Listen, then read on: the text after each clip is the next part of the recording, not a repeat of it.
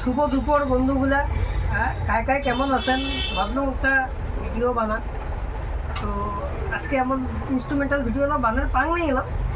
তো তোমরা হয়তো সবাই ভালো আছেন, আর এই খুশিতে ভাবলাম তোমার সাথে কথাবার্তা কম। আর একটা গান মনে পড়ে গেল, খুব মোর ফেভারিট সং। কত যে সাগর নদী পেরিয়ে এলাম আমি, কত পথ হলাম যে পার। তোমারও মতন এত অপরূপ সুন্দর কাউকে তো দেখি নিগোয়া।